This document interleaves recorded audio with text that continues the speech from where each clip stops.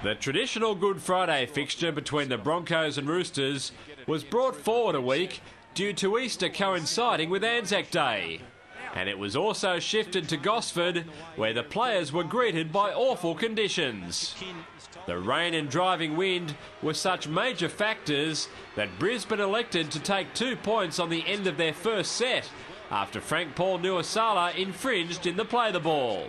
And Corey Parker, little trouble, almost kicked it out of the ground with the breeze at his back. As expected, tries were hard to come by, and even a specialist in that department like Anthony Minicello found it tricky to finish off. The counter's looking to level Bill Mullins, the greatest try scorer ever for the Roosters, and he lost the football. Jake Friend had an even better opportunity, but couldn't come to terms with the cake of soap.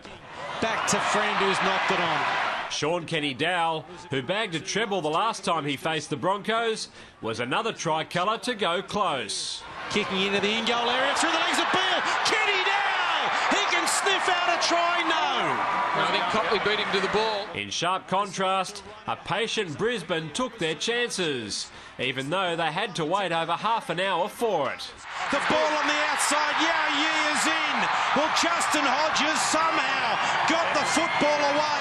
It looked like Mitch Orbison had wrapped it up, and the Broncos finally scored the first try of the game. There was just over 2 minutes left in the first half when a couple of Brisbane youngsters linked up on the left to strike a hefty blow.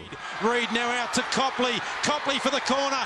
Inside Minicello. And Dale Copley gets it down. And right on half-time, the Brisbane Broncos have a very handy lead. 12-0 was a healthy half-time surplus on a night like this, although the Roosters turned knowing that they had the win behind them in the second stanza. The Sydney Siders' perceived advantage was rendered almost useless when Copley crossed again.